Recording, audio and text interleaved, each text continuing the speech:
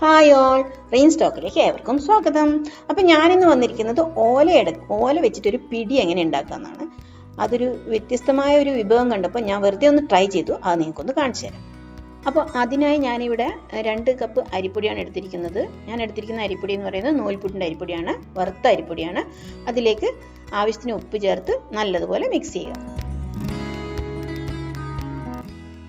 പിന്നെ പറയാനുള്ളത് വെച്ചാൽ ഞാനിവിടെ പച്ചവെള്ളത്തിലാണ് കേട്ടോ ഇത് കുഴച്ചിരിക്കുന്നത്. നിങ്ങൾക്ക് വേണമെങ്കിൽ ചൂടുവെള്ളം ഉപയോഗിക്കാം, പക്ഷെ എനിക്ക് പച്ചവെള്ളത്തിൽ കുഴച്ചപ്പോഴും എനിക്കിത് കിട്ടിയിട്ടുണ്ടായിരുന്നു. നല്ല സോഫ്റ്റ് ആയിട്ട് തന്നെ കിട്ടി. അപ്പം നമ്മൾ ഈ നൂൽപുട്ട് പിടി അതിനൊക്കെ കുഴക്കുന്നില്ല, ആ ഒരു പരുവത്തിൽ വേണം നമ്മളിത് കുഴച്ചെടുക്കാൻ. നല്ല സോഫ്റ്റായിട്ട് ഇങ്ങനെ കുഴച്ചെടുക്കാം. പിന്നെ അടുത്തതായി ചെയ്യാൻ പോകുന്നത് നമുക്കിതിനു വേണ്ടി ഒരു ഫില്ലിംഗ് തയ്യാറാക്കണം. അതിനു വേണ്ടി 2 കപ്പ് തേങ്ങ ചിരവിയത് എടുക്കുക.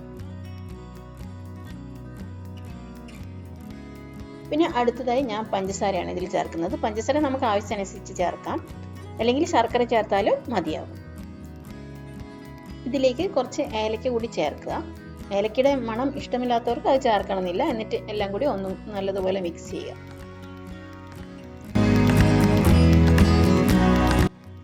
നമ്മുടെ കൈയൊന്ന് നനച്ചതിന് ശേഷം നമ്മൾ നേരത്തെ തയ്യാറാക്കി വെച്ച മാവുണ്ടല്ലോ, അത് ചെറിയ ഉരുളകളാക്കി ഇതുപോലെ എടുത്ത് പ്രസ് ചെയ്തതിന് ശേഷം തേങ്ങയുടെ ഫില്ലിങ് എടുത്ത് നടുക്ക് വെച്ച് ഇതുപോലെ ഉരുട്ടി എടുക്കുക.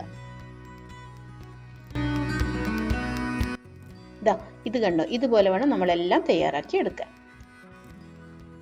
പിന്നെ ഇതുപോലെ ഓലയുടെ കണ്ണി എടുത്തിട്ട് നല്ലതുപോലെ കഴുകി വൃത്തിയാക്കിയതിന് ശേഷം ആ കണ്ണിയുടെ അറ്റത്തുള്ള ഭാഗം ഉണ്ടല്ലോ അതൊന്ന് കട്ട് ചെയ്യുക.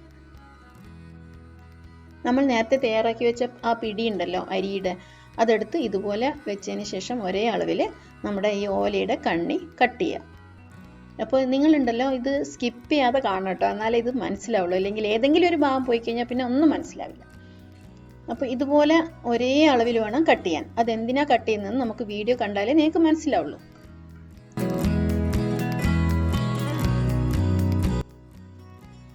ഇത് കണ്ടോ, ഇതുപോലെ വേണം കട്ട് ചെയ്യാൻ. അപ്പോൾ എല്ലാം ഞാൻ ഇതുപോലെ കട്ട് ചെയ്ത് വെച്ചിട്ടുണ്ട്, കണ്ടല്ലോ.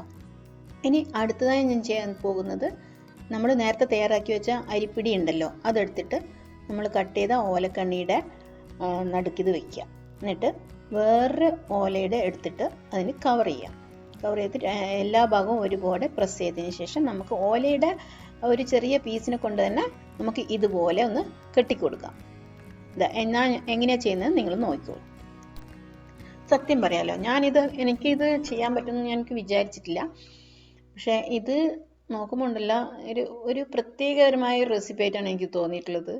ഇത് കുട്ടികൾക്ക് വൈകുന്നേരം വന്നു കഴിഞ്ഞാലും കൊടുക്കാനും, ഇപ്പം വൈകുന്നേരം ഒന്നും ക്ലാസ് ഒന്നും ഇല്ല എങ്കിലും വീടുകളിൽ തന്നെയാണല്ലോ കുട്ടികളൊക്കെ ഉള്ളത്. അപ്പോൾ അവർക്ക് കൊടുക്കാൻ ഏറ്റവും നല്ലൊരു റെസിപ്പിയാണ്. മൈദയുടെയോ ഒന്നും ഒരു അംശവും ഇതിലില്ല.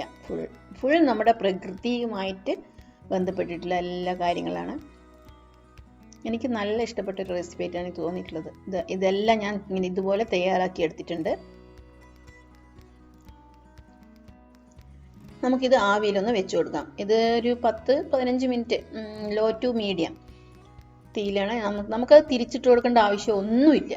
അത് ഒരു 10 മിനിറ്റ് കഴിഞ്ഞപ്പോൾ ഞാൻ നോക്കിയപ്പോൾ ഉണ്ടല്ലോ എല്ലാം നല്ല കറക്റ്റായി വന്നിട്ടുണ്ടായിരുന്നു.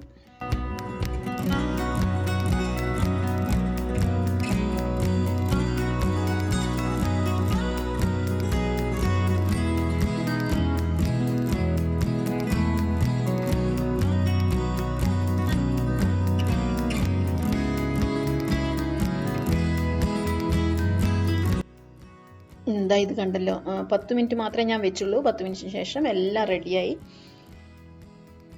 ഓലയുടെ ഒരു മണം ഉണ്ടല്ലോ, അതൊരു പ്രത്യേക മണം തന്നെയാണ്. വാഴയിലയുടെ ഒരു മണമൊന്നും അല്ല ഇതിനുള്ളത്. അപ്പോൾ എനിക്ക് ഇത് കണ്ടോ എല്ലാം നന്നായി വെന്ത് നമുക്കതൊന്ന് കട്ട് ചെയ്ത് നമുക്ക് അതിൻ്റെ ഉൾവശമൊക്കെ ഒന്ന് നോക്കാം.